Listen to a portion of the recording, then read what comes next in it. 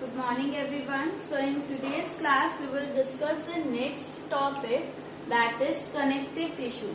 In the last class 2 of the connective tissue we have already done, that is adipose tissue and areolar tissue.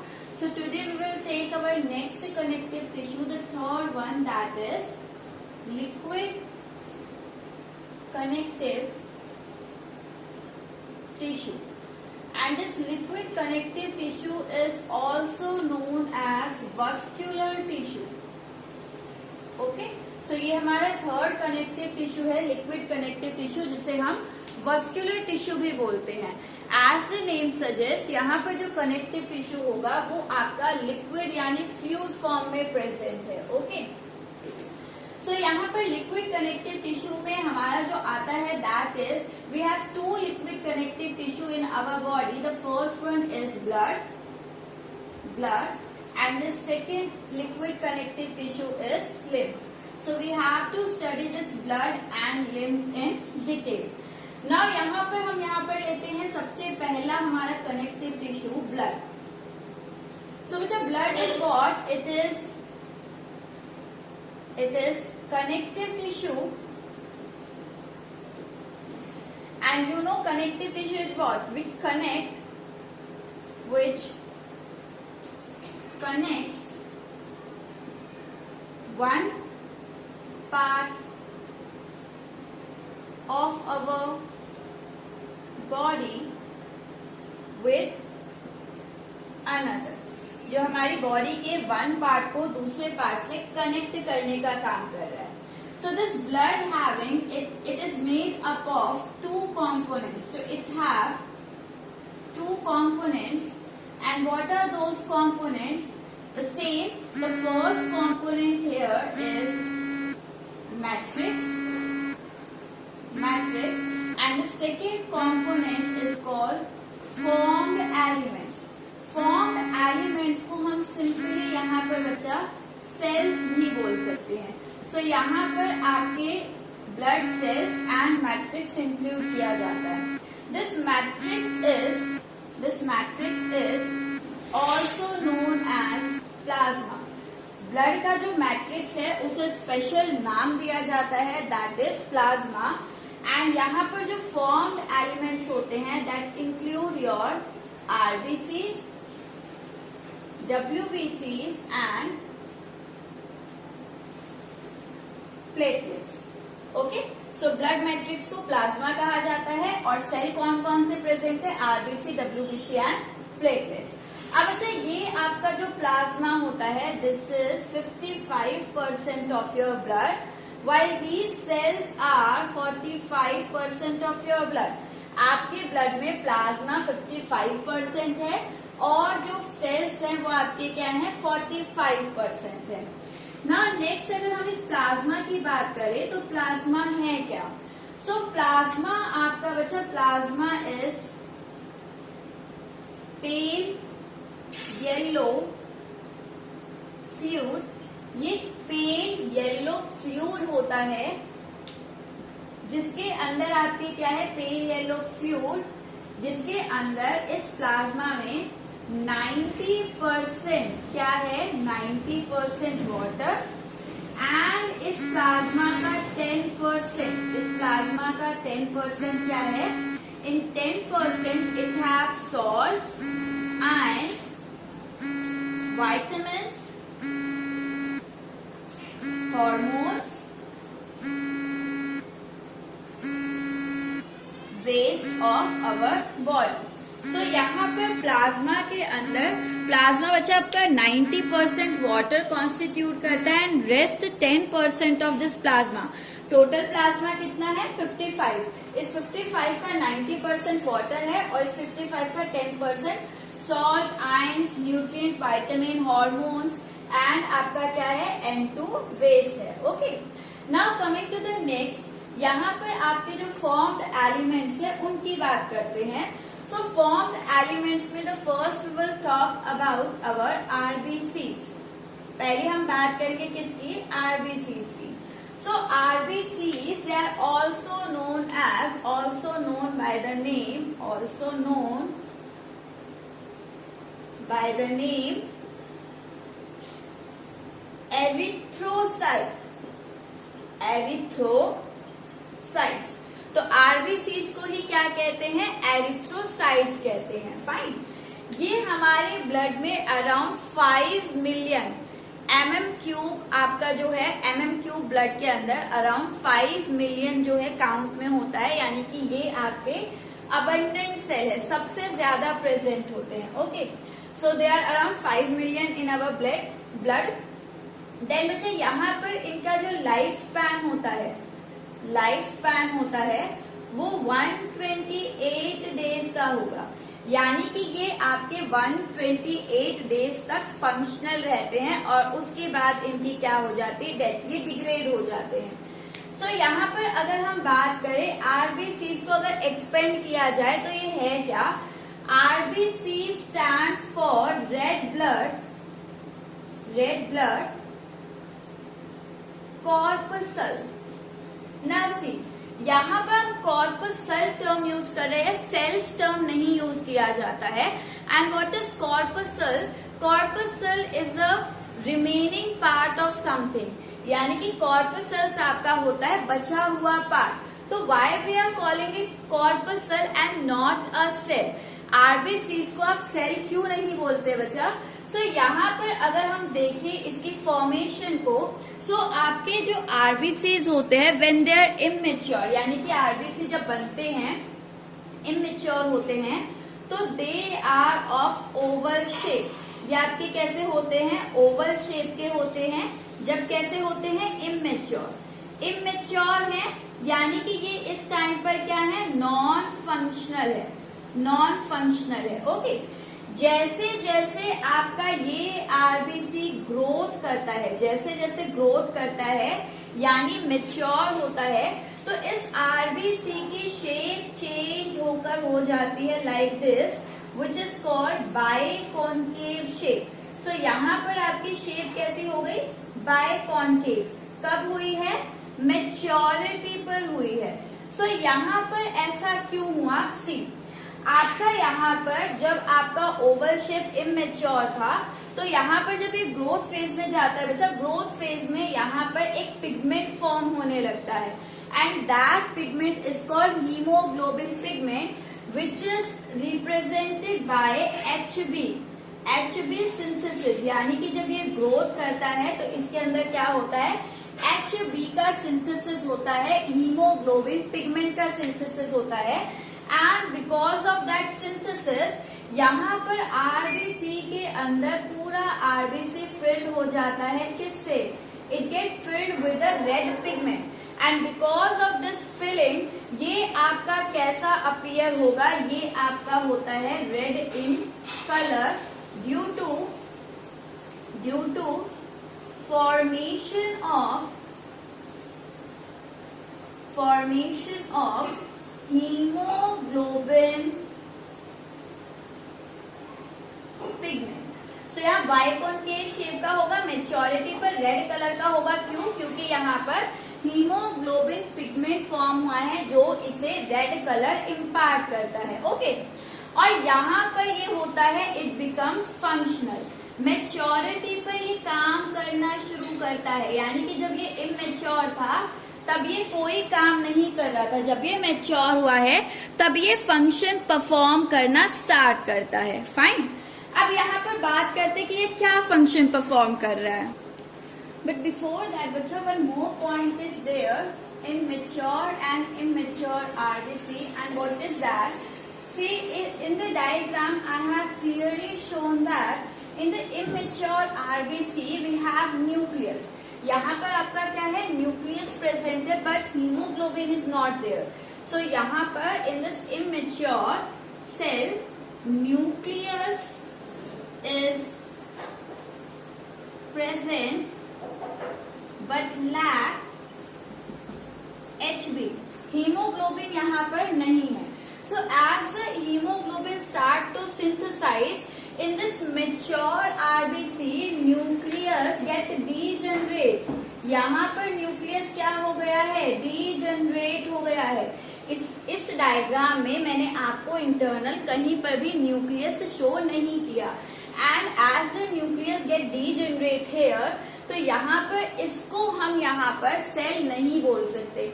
Early stages पर हम cell बोल रहे हैं because it have nucleus, but as it get matures it do not have nucleus because यहाँ पर nucleus का सारा space किसने ले लिया है, HB हीमोग्लोबिन पिगमेंट ने. So now we are calling it red blood corpuscle. So this is the difference that why we are not calling it a cell.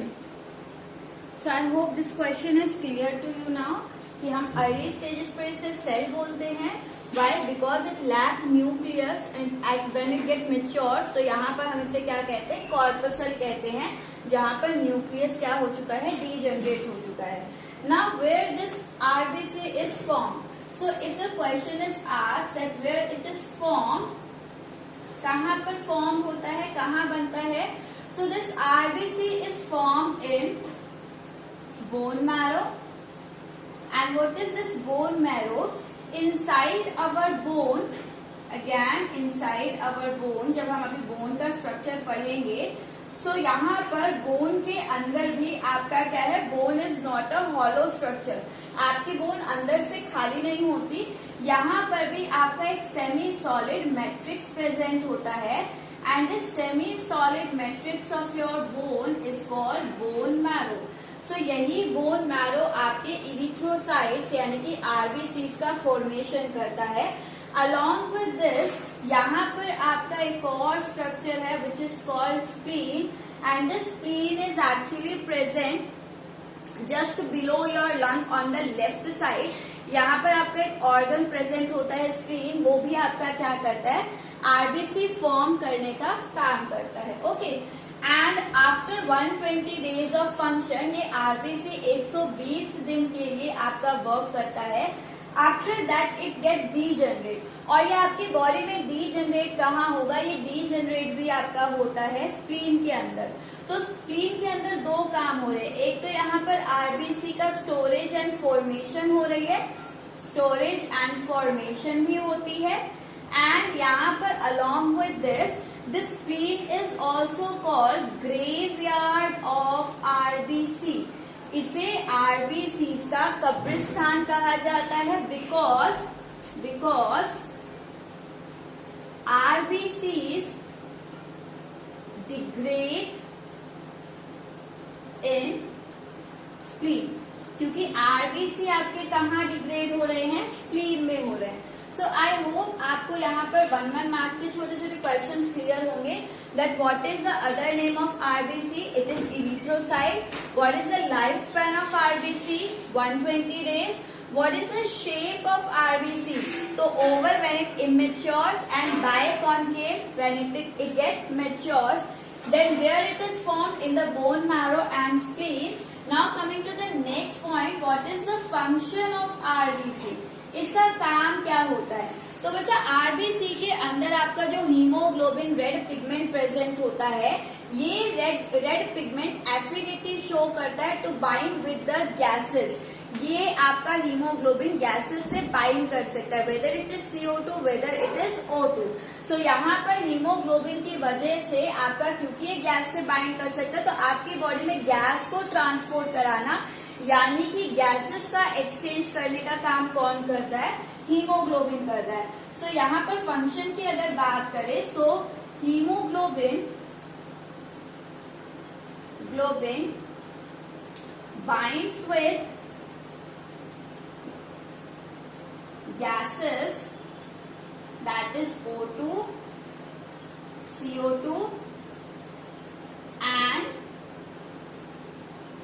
transport it in body, or we can simply say that it is involved in exchange of gases, कि ये हमारे gases exchange में role play करता है. So this is all about your RBC. RBC related आपका यही concept था. Now coming to the next cell, and your next cell is your WBC. तो अब हम यहाँ पर बात कर देंगे नेक्स्ट सेल की, दैट इज WBC.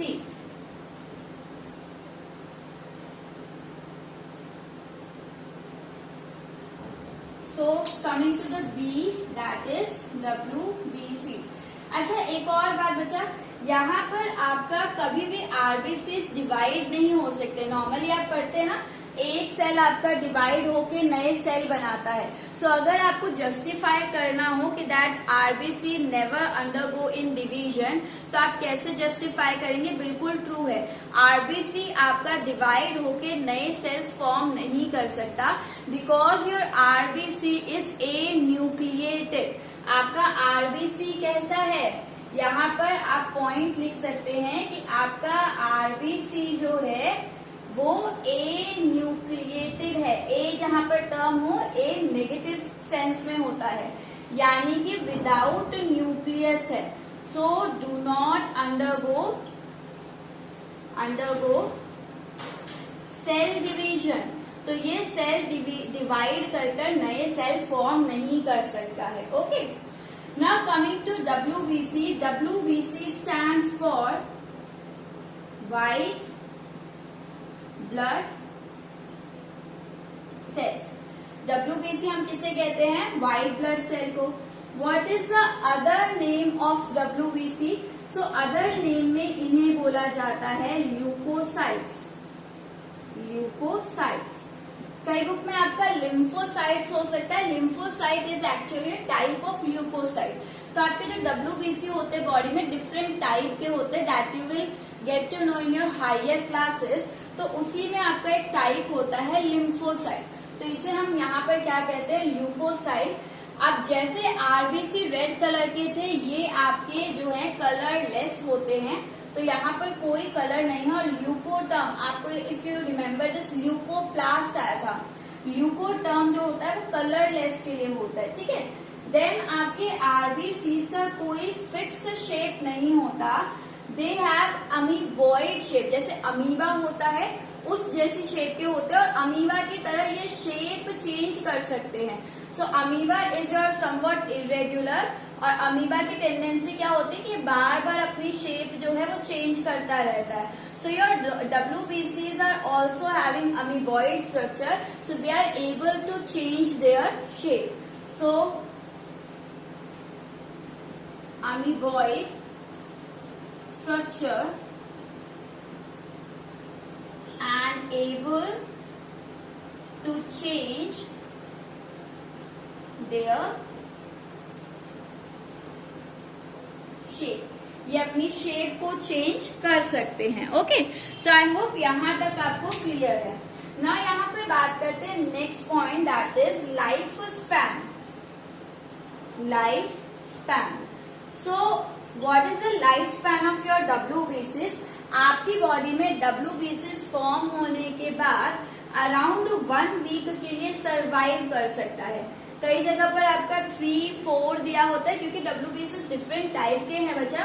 तो यहाँ पर 3-4 डेज दिया है, या आपको 1 वीक दिया है, तो दोनों ही आपके करेक्ट है। क्योंकि कुछ WBCs आपके 7 डेज के लिए वर्क करते हैं, कुछ 12 के अराउंड आपका वर्क करते हैं। तो हम यहाँ अप्रोक्स ले लेते हैं कि यहाँ पर 1 वीक का क्या होता है, इनका लाइफ स्पैन होता है।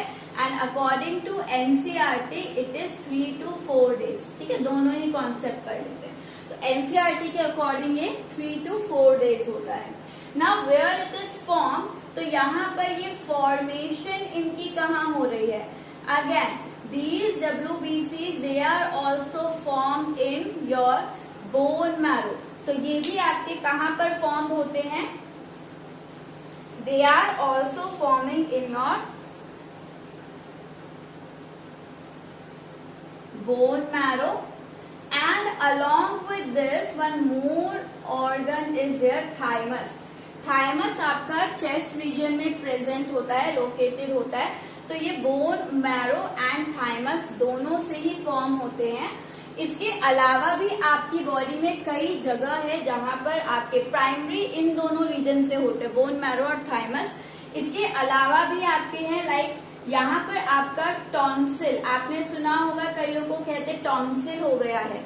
Tonsil is not a disease actually. Tonsil आपका क्या होता है, एक आपके नेक रीजन में रिंग होती है, यहाँ पर बहुत सारे WBCs प्रेजेंट होते हैं, और वो आपके बाहर से आने वाले एंटीजन से फाइट करने का काम करते हैं। अगर उसमें आपकी स्वेलिंग हो जाती है तो उसी को कॉमनली हम टॉन्सिल कह देते हैं। अदरवाइज टॉन्सिल में भी क्या है, आपके WBCs प्रेजेंट है। देन आफ्टर दैट यहाँ पर पेयर पैचेस ऑफ इंटेस्टाइन, आपकी जो इंटेस्टाइन होती है वहां पर इंटेस्टाइन की जो लेयर है, इंटेस्टाइन जिस वॉल से बनी हुई, उस वॉल में भी आपके कुछ मास ऑफ सेल होते हैं जिन्हें हम कहते हैं पेयर पैचेस ऑफ इंटेस्टाइन। ये भी आपका क्या करते हैं, WBCs फॉर्म करने का काम करते हैं। So these are some of the part of your body जहां पर WBCs का क्या हो रहा है, फॉर्मेशन हो रहा है। Now coming to the next point कि यहाँ पर WBCs का फंक्शन क्या है। WBCs आपकी बॉडी में बच्चा जैसे आपके 5 बिलियन के अराउंड आपके RBCs होते हैं बिलियंस में, तो वैसे ही आपके WBCs जो हैं उनका काउंट जो होगा आपकी बॉडी में 60 to 80,000 के अप्रॉक्स mm³ ऑफ ब्लड में आपके प्रेजेंट होते हैं। Now coming to the function,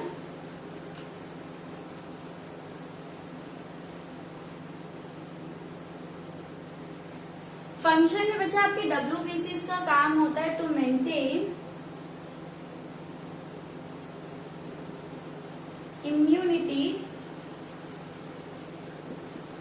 and fight with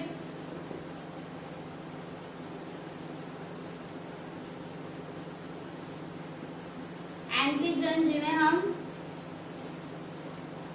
pathogen भी कह सकते हैं। तो ये क्या करते हैं, ये आपकी इम्यूनिटी मेंटेन करने में वर्क करते हैं और बाहर से आने वाले एंटीजन, डिजीज कॉजिंग माइक्रोब्स, जिन्हें हम पैथोजन भी कहते हैं, उनसे फाइट करने में आपकी हेल्प करेंगे।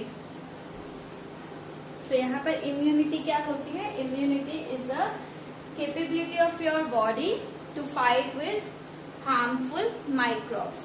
आपकी बॉडी की क्षमता को ही हम क्या कहते हैं, क्षमता, कि वो बाहर से आने वाले पैथोजन से फाइट कर सके, उसी को हम क्या कहते हैं, इम्यूनिटी कहते हैं। तो WBC का मेन काम होता है आपकी बॉडी में इम्यूनिटी मेंटेन करना। ओके, सो यहाँ पर ये हमने उसका अदर नेम पढ़ लिया है, अदर नेम इज ल्यूकोसाइट। हमने यहाँ पर शेप की बात कर ली है, लाइफ स्पैन हो गया, फॉर्मेशन कहाँ पर हो रहा है, एंड आपका function. Okay, now coming to the next cell. अब हम यहाँ नेक्स्ट सेल की बात करते हैं, that is platelets.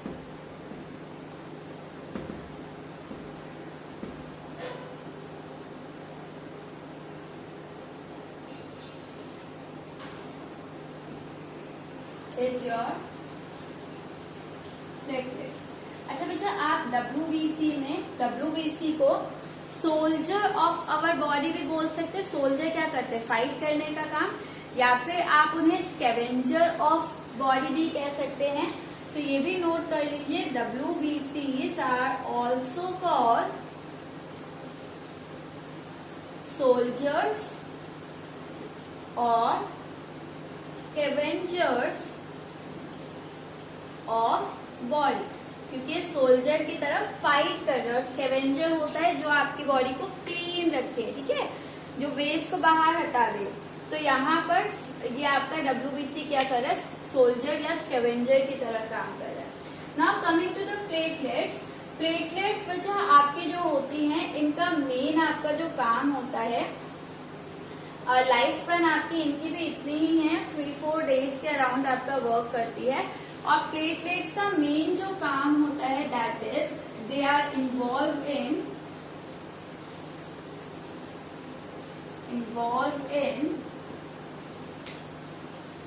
Blood clotting. Blood clotting यानी कि आपके ब्लड को फ्लो होने से रोकती है। लाइक कई बार आपको क्या होता है, इंजरी हो जाती है, तो आप देखते हैं कुछ टाइम के बाद आपकी इंजरी हील हो गई है। वो क्यों होता है, आपकी बॉडी में जिस पॉइंट पर कट लगता है, ब्लड में जो प्लेटलेट्स है वो सारी उसी पॉइंट पर मूव करने लगती है, और वो आपके उस कट वाले रीजन पर जाके एक्यूमुलेट होती है और उस कट को हील करने का काम करती है। अच्छा, इसमें फॉर्मेशन वगैरह का ज्यादा डिटेल नहीं पढ़ेंगे, क्योंकि आप हायर क्लासेस में जाएंगे तो आप पढ़ेंगे कि यहाँ पर आपका एक इनिशियल सेल होता है जिसे हम मेगा कैरियोसाइट्स कहते हैं। ये आपका प्रेजेंट होता है बोन मैरो में, और यही मेगा कैरियोसाइट जो है वो आपका डिफरेंट टाइप के सेल बनाता है, यानी कि आरबीसी, डब्ल्यूबीसी दोनों इसी इनिशियल सेल से बन रहे हैं। लेकिन अगर इसका कोई पार्ट ब्रेक हो जाता है तो ये आपका कन्वर्ट हो जाता है प्लेटलेट्स में, ठीक है। सो यहाँ पर प्लेटलेट्स जो है it is a part of your mega karyocyte. Mega karyocyte का ही पार्ट है जो उतना डिटेल में आपको नहीं स्टडी करना है, फाइन। सो यहाँ पर बस आपका ब्लड में आपको यहीं तक करना है। Now talking about the next liquid connective tissue, that is your lymph. So let me start. What is lymph? So lymph it is a pale yellow colored fluid. Okay, it get diffused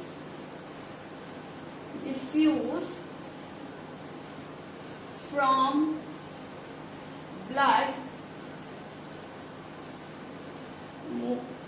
moving from tissue to heart. ये बच्चा है क्या? Lymph actually जहां पर आपकी blood vessels का network है आपकी बॉडी में, उसके साथ साथ ही आपकी एक और वेसल्स का नेटवर्क होता है in your body, that is your lymph vessels. Okay, तो जैसे आपका पूरा ब्लड वेसल्स या ब्लड नेटवर्क है, सिस्टम है पूरा, उसी तरह से आपका लिम्फ वेसल का भी सिस्टम है। अब ये जो लिम्फ होता है ये पेल येलो कलर का फ्लूइड होता है जो कि ब्लड से ही डिफ्यूज हुआ है। कौन से ब्लड से? उस ब्लड से जो कि टिश्यू से हार्ट की तरफ आपका मूव कर रहा है। ऐसा क्यों बचा? सी, ये आपकी है ब्लड वेसल। ब्लड वेसल के साथ ही एक और वेसल्स का नेटवर्क होता है आपकी बॉडी में, and this is called your lymph vessel. So this is blood vessel, this is lymph vessel.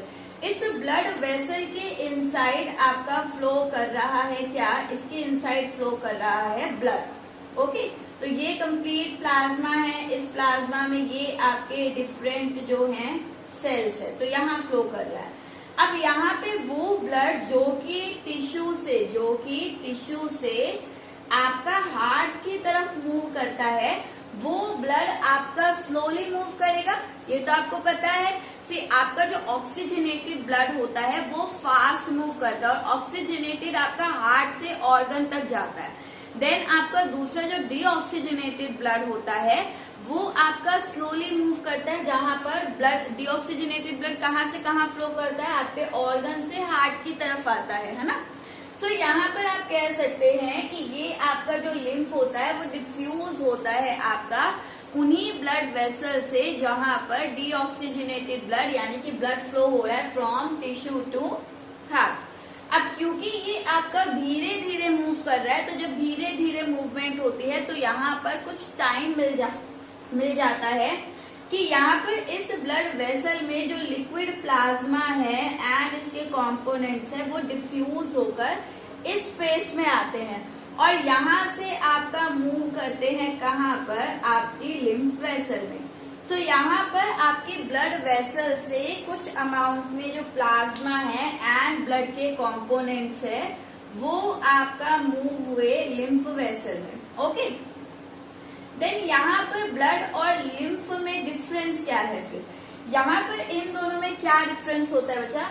एक तो आपका जो लिम्फ है इसका flow of direction uni direction है, यानी कि ये लिम्फ हमेशा आपका टिश्यू से कहाँ पर मूव करेगा? हार्ट की तरफ मूव करेगा। ओके, सो यहाँ पर इसका फ्लो क्या है? Unidirectional. जबकि आपका जो ब्लड होता है वो आपका मल्टी डायरेक्शनल है, यानी कि आपके टिश्यू से हार्ट की तरफ, हार्ट से ऑर्गन टिश्यूज की तरफ जो ब्लड है वो आपका बाय डायरेक्शनल या मल्टी डायरेक्शनल फ्लो कर रहा है, हर डायरेक्शन में जा रहा है। बट लिम्फ हमेशा आपका यूनि डायरेक्शनल फ्लो कर रहा है from tissue to heart. Then second, आपका जो ब्लड होता है वो रेड कलर का होता है, but it is your pale yellow liquid. ऐसा क्यों बचा? यहाँ पर एक्चुअली आपका लिम्फ के अंदर अगर मैं बात करूं इसके कंपोनेंट्स की, इसमें है क्या, तो लिम्फ के अंदर ब्लड का प्लाज्मा यहाँ से रिफ्यूज हो सकता है, WBCs यहाँ से रिफ्यूज हो सकते हैं, and some low molecular weight protein, और कुछ आपके लो मॉलिक्यूलर वेट प्रोटीन आपका यहाँ पर डिफ्यूज होते हैं। बट यहाँ पर आपका कभी भी आरबीसी जो है वो आपकी ब्लड वेसल से लिम्फ में मूव नहीं करेगा। तो ये आपका ब्लड है एंड यहाँ पर आपकी लिम्फ वेसल में लिम्फ है।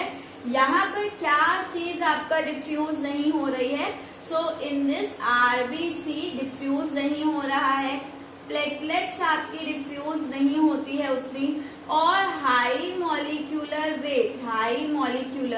वेट के प्रोटीन्स जो है they are also not diffusing. So यहाँ पर इन्हें छोड़कर बाकी आपका प्लाज्मा जो है, WBC जो है वो डिफ्यूज होते हैं। ओके, सो यहाँ पर कंपोनेंट्स हो गए। अब आते हैं फिर लिम्फ का यहाँ पर फंक्शन क्या है, क्या फंक्शन कर रहा है। सो बच्चा लिम्फ को ही हम यहाँ पर मिडिल मैन के नाम से ही प्रोनाउन करते, that it is middle man, कि ये आपका क्या है, बीच में काम कर रहा है, कि आपका ब्लड से ही डिफ्यूज होकर लिम्फ आपका फॉर्म होता है, और लिम्फ जो है वो बार बार यहाँ एक्सचेंज चलता रहता है, यानी ब्लड से निकलकर लिम्फ बना और लिम्फ का जो लिक्विड पार्ट है वो वापस आपके ब्लड कैपिलरीज में भी मूव ऑन कर सकता है। तो ये एक्सचेंज चलता रहता है, इसलिए इसे हम यहाँ पर क्या कह रहे हैं, मिडिल मैन कह रहे हैं। Now what is the function of this lymph, इस लिम्फ का फंक्शन क्या है। So if I talk about function, as it have WBC, it maintains immunity of body, आपकी बॉडी की पैथोजन से या हार्मफुल माइक्रोब से फाइट करने की जो कैपेबिलिटी है, दैट इज योर इम्यूनिटी। तो it maintain immunity of body. Second, क्योंकि यहाँ पर आपका प्लाज्मा भी मूव किया है, तो प्लाज्मा के अंदर होता है सॉल्ट, आयन और वाटर, तो यानी कि ये बैलेंस कर सकता है, it balances water and solute concentration in body. देखो यही फंक्शन आपके ब्लड के भी थे, बस यहाँ पर क्योंकि आरबीसी मूव नहीं हुआ है, तो आरबीसी आपका क्या फंक्शन परफॉर्म कर रहा था, आरबीसी फंक्शन परफॉर्म करता है गैसेस एक्सचेंज का। बिकॉज यहाँ पर आरबीसी मूव नहीं किया है तो ये लिम्फ गैस एक्सचेंज में कोई रोल प्ले नहीं करेगा। अदरवाइज जो भी आपके यहाँ पर फंक्शंस ब्लड के हैं वही फंक्शन आपका कौन करता है, लिम्फ करता है। ओके, सो यहाँ पर this is your second fluid and this is all about your liquid connective tissue. So आप इसे कंपैरेटिव ले सकते हैं ब्लड के साथ कि ब्लड रेड है, ये पेल येलो है। ब्लड आपका मल्टी डायरेक्शनल है, बाय डायरेक्शनल मूव कर रहा है, ये आपका यूनिडायरेक्शनल है। ब्लड के अंदर इसके अलावा आपका आरबीसी एंड प्लेटलेट्स भी प्रेजेंट होते which is absent in your lymph. Blood आपका गैसेस एक्सचेंज में, ब्लड क्लोटिंग में, आपका बॉडी टेम्परेचर मेंटेन रखने में, आपकी बॉडी में वाटर और सॉल्यूट की कंसंट्रेशन मेंटेन करने में, आपकी बॉडी में इम्यूनिटी मेंटेन करने में आपकी हेल्प करता है। बट यहाँ पर ये मेनली आपका इम्यूनिटी और बॉडी में वाटर एंड सॉल्यूट की कंसंट्रेशन को मेंटेन करेगा।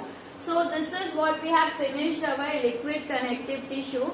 इन the next class we will start our revision for your term exam and thereafter we will discuss two more connective tissue। term के बाद हम यहाँ पर discuss करेंगे दो connective tissue को, that is your dense regular connective tissue and along with that one more remain here is your solid connective tissue। Okay, so this is all for today, Visha. Thank you very much.